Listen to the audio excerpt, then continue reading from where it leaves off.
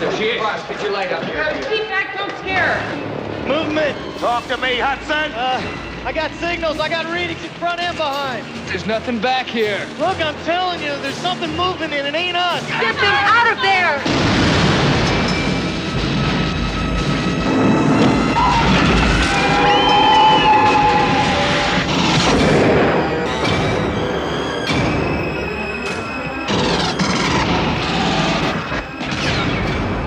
They cut the power.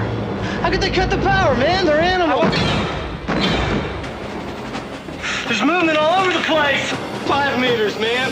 4.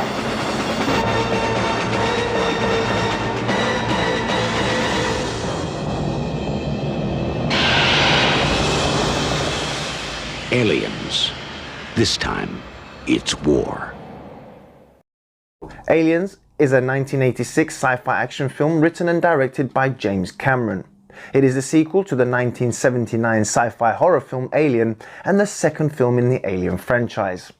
The film stars Sigourney Weaver with Michael Biehn, Bill Paxton, Paul Reiser, Lance Henriksen and Kerry Henn in supporting roles. For most people like me, Aliens is without a doubt one of the best sequels ever made. The original film, directed by Ridley Scott, was more of a horror film which took place inside the Nostromo, a huge cargo ship out in the vastness of space. Aliens, the first big budget from James Cameron, is more of an action film, filmed with shootouts, explosions and much larger cast. Most of the action takes place in tight quarters as a group of intergalactic marines battle an army of xenomorphs which have wiped out a colony on the planet where the crew from the original first film encountered them. The film is just relentless as the humans try to survive the superior numbers of creatures and escape back into space. Sigourney Weaver is back as Ellen Ripley, the only surviving member of the Nostromo. She and her cat have been drifting through space for 57 years before finally being rescued. She has not aged due to the hibernation process which is used to transport people on these long space voyages. She tries to adjust to life closer to Earth on her space station but finds it hard. Unfortunately, contact is then lost with the colony which has been set up on the distant planet where the creatures were first discovered. There have been people there for over 20 years, and they never complained about any hostile organism. What do you mean? What people? I don't know, 60, maybe 70 families. Do you mind?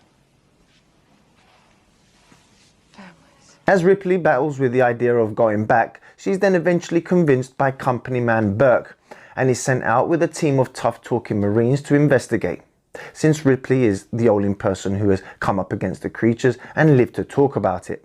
Weyland-Yutani is the big evil company she works for, who always seems to be protecting these creatures, and they probably figure the mission would be a good way to get rid of her along with the expendable Marines. Aliens is just such a quotable film even after all these years, and also features some great character performances. Paul Reiser is perfect as the evil company man Burke. He's a slimy corporate ass-kisser that cares about profit before human lives, and I think he done a tremendous job, so much so that you will be genuinely hating the guy by the end of the film. Lance Henriksen also shines as Bishop the cyborg with a heart who has to prove to Ripley that he is nothing like the evil android Ash from the previous film. Jeanette Goldstein is also brilliant as the rough and tough female Marine Vasquez, who doesn't take no shit and more than holds her own over all the testosterone of her fellow Marines. Hey Vasquez, have you ever been mistaken for a man? No. Have you? Oh, Vasquez. You're just too bad. And Michael Biehn, another James Cameron regular, puts in a solid performance as the quiet leader Corporal Hicks, who also has a slight romance with Ripley that never really flourishes. But for me, it was the late great Bill Paxton who stood out the most as Private Hudson. Hudson, for the first half of the film, is all macho and cocky, but after he sees what they are up against, he turns into an emotional wreck, and anybody who watches Aliens will always remember his performance along with his oh-so-quotable lines. I'm ready, man. Ready to get it on. Go! We're on express elevator to hell. Going down.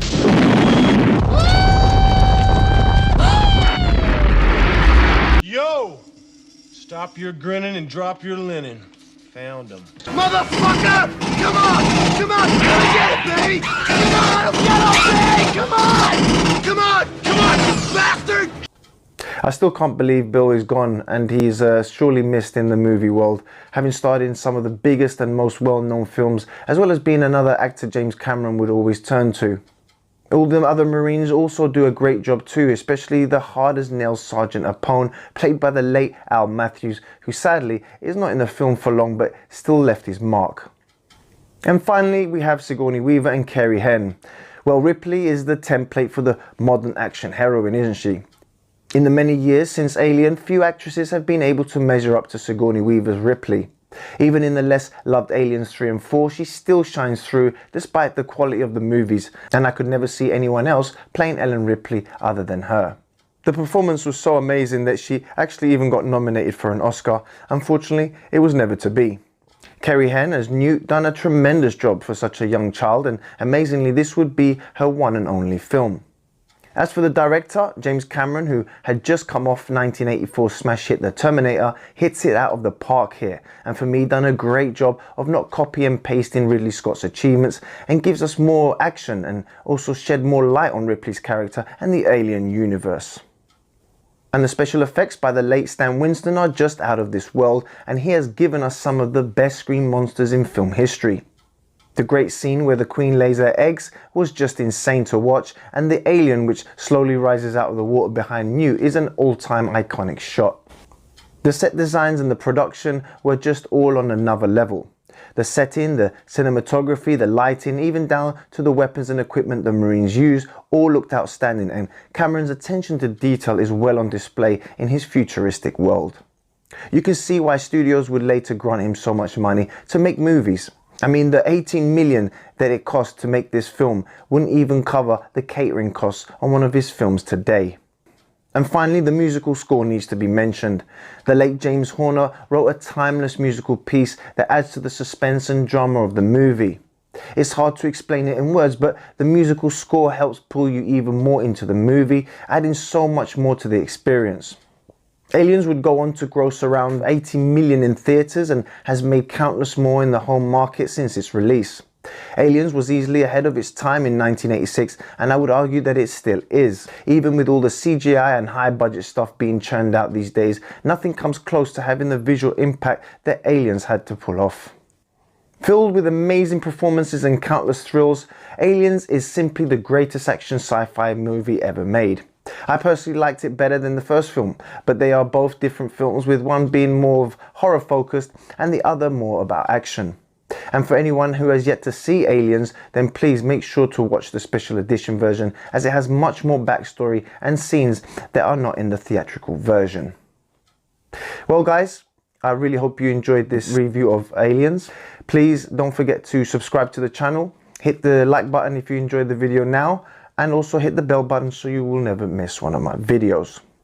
Guys, thank you so much for watching the video. I hope you all have a fantastic day. Take care, and I will see you on the next video. Bye bye.